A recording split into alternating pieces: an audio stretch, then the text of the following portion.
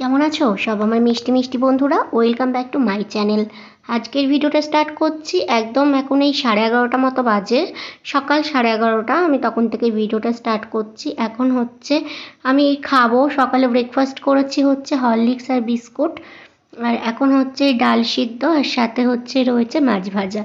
তো এটাকে দিয়েই খাবো। আর ডাল আমার কতটা পছন্দ সেটা তোমরা জানোই। তারপরে খাওয়া দাওয়ার পর একটু কিছু কাজ টাজ গুছিয়ে আমি হচ্ছে চলে এসেছি স্নান করে। এখন হচ্ছে চুলটাকে আঁচড়াবো। মাঝে কি সুন্দর হয়েছিল চুলটা, এখন আবার থাইরয়েডের কারণে উঠে উঠে আবার হচ্ছে সরু ল্যাজ হয়ে গেছে। তো এই চুলটাকেই হচ্ছে অনেক ভালোবাসি। বেশি রোদ্দুরে দাঁড়াতে পারছি না, তাই দেখো আমি ছাওয়ায় গিয়ে হচ্ছে দাঁড়িয়ে রয়েছি আবডালে আবডালে। আর সোনাকে রোদ্দুরে দিয়েছি কারণ হচ্ছে মামকে আজকে আমি শ্যাম্পু করিয়েছি, ওর গা প্রচুর ভিজে, সেই কারণে ওকে আজকে আমি পুরোপুরি রোদ্দুরে রেখেছি। তা নাহলে মামকেও হচ্ছে হালকা রোদে রাখি।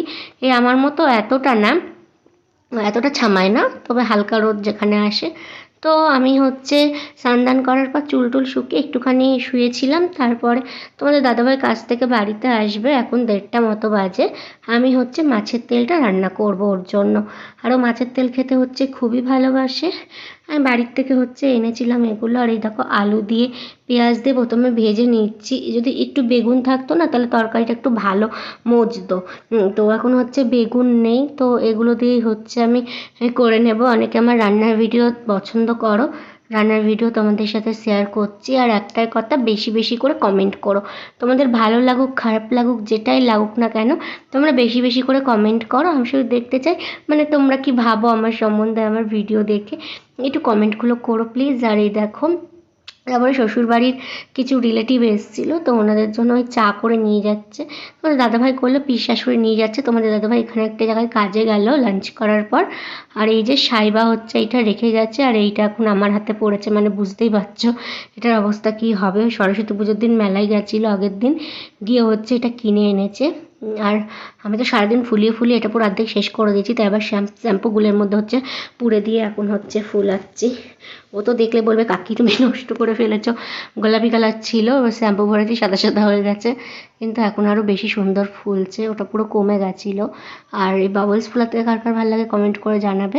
তারপরে হচ্ছে ঘুমাচ্ছিলাম, তোমাদের দাদাভাই বললাম একটি জায়গায় কাজে গেছে, আমি ওই সমস্ত ছাদে করছিলাম, করতে করতে এসে লাইটটাই টপ করে মাম্মাকে নিয়ে হচ্ছে ঘুমিয়ে পড়েছিলাম। তো ঘুম থেকে উঠে হচ্ছে খুব পেয়েছে খিদে, তাই হচ্ছে এখন হরলিক্সের মধ্যে বিস্কুট চুবিয়ে চুবিয়ে খেয়ে নিচ্ছি। ওই 4টে করেই খাই, এর বেশি খাই না, একটা মাপ হিসাবে খাই সমস্ত কিছু, মানে চেষ্টা করি। তা নাহলে কী বলতো, রাতে আর ডিনার করতে পারবো না, তখন মনে হবে না পেটটা ভরা ভরা, এটা অতিরিক্ত লাগছে ওটা লাগছে। তো সমস্ত কিছুই হচ্ছে মেপে ঝুপে খাওয়ার চেষ্টা করি। আর ভালো লাগছে না, গা হাত পা ব্যথা করছে। ঘুম থেকে উঠলে তো আরও মুড অফ হয়ে যায়, এটা কার কার হয় জানিও তো। দুপুরবেলা ঘুম থেকে উঠলে কেমন একটা লাগে না, আবার না শুলেও না কেমন একটা লাগে। আবার যদি ঠান্ডা জল দিয়ে মুখে চোখে দেওয়া যায় তারপর একটু ফ্রেশ লাগে। তো নিচেও যায়নি, আর ঠান্ডা জল খেয়ে দিচ্ছে, ভাল লাগছে না। কারণ হাঁ করে বসে বসে এখন হচ্ছে আমি খাচ্ছি, মামকেও হচ্ছে খাওয়াবো। মামকে ওইদিকে বিস্কুট দিয়ে দিয়েছি, তা না হলে এসে এখানে দুষ্টু করবে, জানো না, শুধু মুখের এঁটোটা খেতে চাইবে। ওর পাপা হচ্ছে বকবে, কারণ আমার তো অনেক শরীর খারাপ, সে কারণে আমার এঁটোকে দিতে না করে। আর এই দেখো এখন হচ্ছে হরলিক্স খাচ্ছে। এবার দেখো আমার কিছু হলে আমি ওষুধ খেতে পারবো, কিন্তু আমার মামকে আমি ওষুধ খাওয়াই না বেশি। ঠান্ডা লাগলে আমি ঘরোয়া টোটকা কাজে লাগাই, আদা মধু এগুলো দিয়ে। সেটা আমার পাগলি বোঝে না, অভিমান করে মুখ ফুলিয়ে বসে থাকে, জানো না। তাও এখন দেখছি প্রচুর, মানে অভ্যেসটা গেছে বলতে ও বোঝে মা দেবে না, তাই আর আসে না। অভ্যেস যায়নি, তাকিয়ে থাকবে আসার জন্য। হাই সবাইকে, কেমন আছো সবাই? অনেক দিন পর তোমাদের সাথে আবার সামনাসামনি কথা বলতে আসছি। তো গলার আওয়াজ শুনে বুঝতে পারছো শরীরের অবস্থা আবার খারাপ হচ্ছে।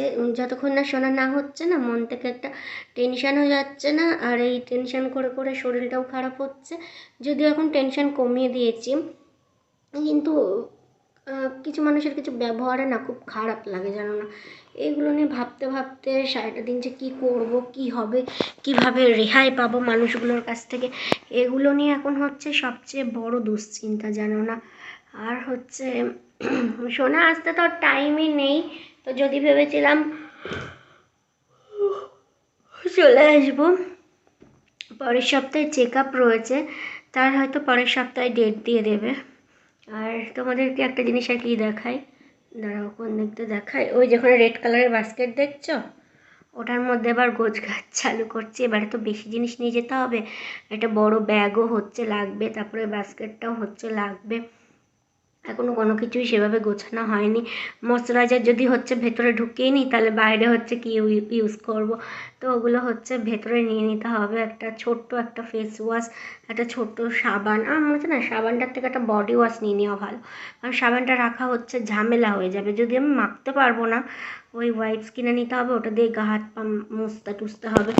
যদি আগে 2-1 দিন হচ্ছে ওখানে ভর্তি থাকি তখন তো হচ্ছে লাগবে, সেই কারণেই। আর আমি আবার সাবান টাবান না মেখে থাকতে পারি না।